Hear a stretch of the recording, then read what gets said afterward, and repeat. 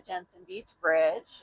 On our way south, we have a short window for spring break here, and wanted to be offshore, but as it goes with the weather, we are heading down the ICW. But it's been a wonderful trip so far. So last time we chatted about the boat buying process, we went through sort of the steps you should go through to figure out what type of boat you want, right? What kind of boating you like to do, where you're going to go, all that stuff. And I told you at the very end to not worry about price. And the reason for that, there are many reasons for that, but the biggest reason for that is that a lot of times you can afford more than you think you can if you go for a slightly older boat, or if you go for maybe something that needs a project that you can easily do. I'm not talking about the project boats that are listed on Yacht World. Generally, if somebody says a project boat, you need to either be able to get it for really cheap or run away screaming. But creative boat financing. Going straight to financing is um, sort of where you might expect me to go. But a lot of marine financiers, marine lenders don't want you to know, and there are a lot of myths floating around out there. But many of the people that you work with, whose booths you see at boat shows, we love Lori Kaiser from Ocean Point Lending. She is one of our favorites. She can work miracles sometimes. Some of these people, you may say, okay, this boat's older than 20 years old. It's wooden. It's, nobody will ever insure it. Never say never. There are smaller companies out there that will take the kind of risk to insure or finance an older boat. And insuring and finance go hand in hand, because typically, if a boat can't be financed, it can't be insured. If it can't be insured, it can't be financed, because a lot of it's the same issues that a boat might have. But boat loans, if you look at the numbers, you'll generally see, like right now, they're in the 6 to 7%, and that's usually a 20-year mortgage, which is a long time when you think about, you typically do a car for 5 or 6 years, but a boat is something you can live in. It's a much bigger investment. Um, but those are the credit scores, or those are the numbers that you'll generally see for a good credit score for a newish boat, et cetera, et cetera. Um, so even if you think your boat's financed, they're not financeable, talk to somebody. We can connect you up with all kinds of people. Just talk to them and ask them, because there are programs for lower credit ratings. There are programs and companies that will take on riskier boats.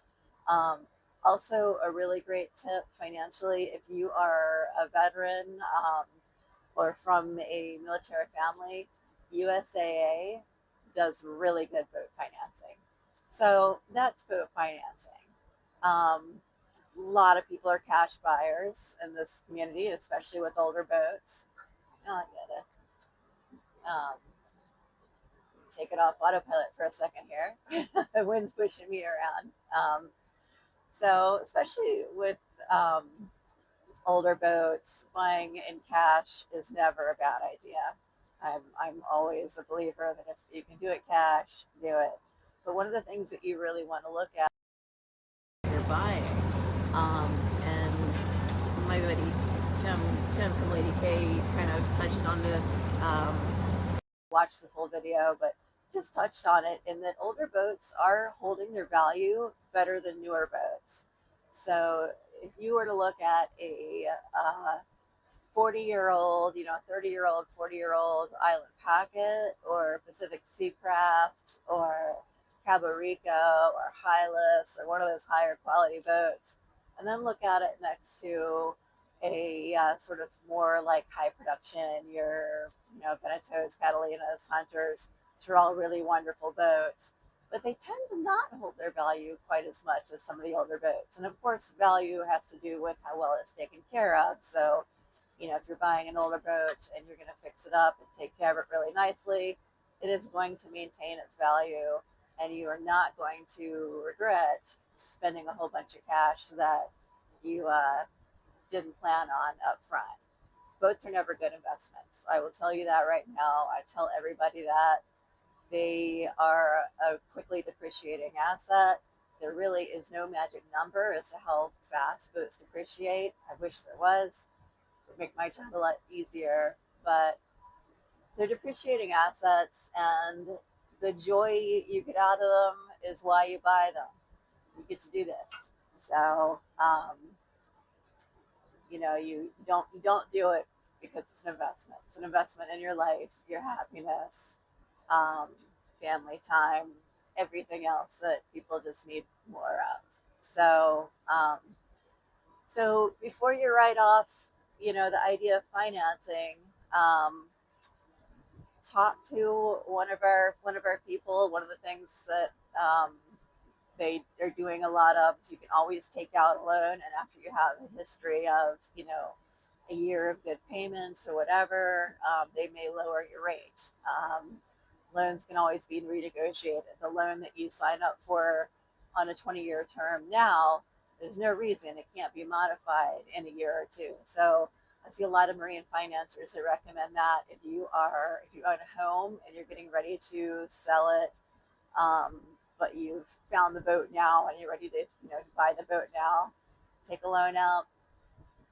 There's no early penalties on these. Pay the boat off. So don't let the fact that you don't have the cash in the bank right now keep you from buying a boat. And talk to us about that. I'm going to share another checklist with you when we're done here.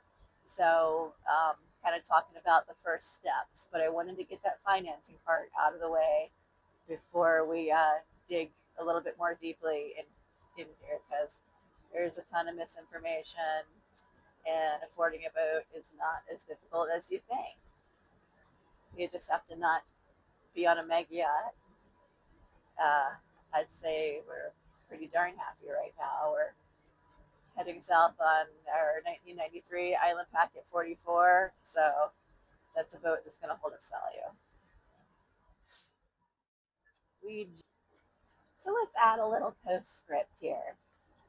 We've done all this talk about how to finance boats, all that, but how do you really figure out what a boat is worth? This is something that I could write tons on, um, because it's really a confusing topic, and all of our lives would be a lot easier if we could just look a boat up on Kelly Blue Book or Buck or something like that.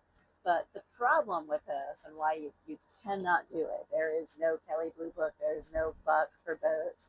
There might be companies that tell you they can do that, they can't. So the value of a car is based on one particular model that came out one year, that had one features, that was, say, the Ford Lariat, whatever, Eddie Bauer edition. I don't know if those things exist, but um, so it's really easy to go back and say, okay, this is what typical depreciation is. This is what this model's worth.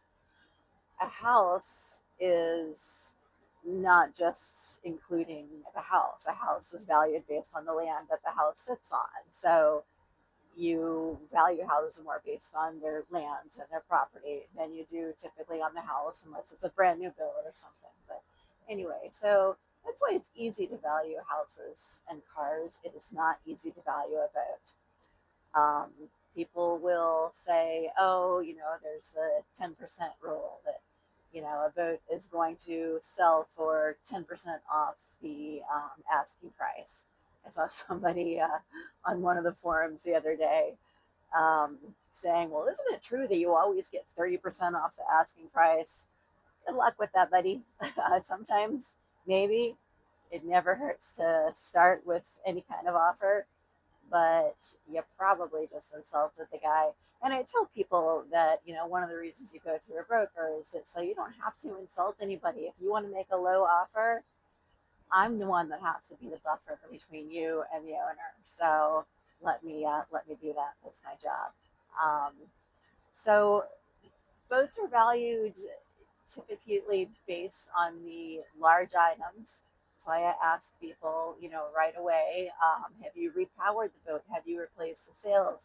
Have you replaced the standing rigging? Have you taken care of older chain plates? So these are all things that do affect the value of the boat, but they never affect the value of the boat as much as we people would like them to.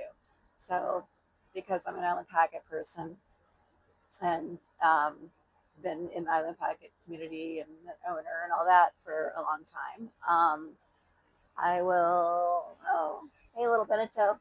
Um, I will look at things like island packet chain plates, right? Everybody's gotta talk about the chain plates, and that's the first phone call, the first question that we get on every phone call we have about an island packet.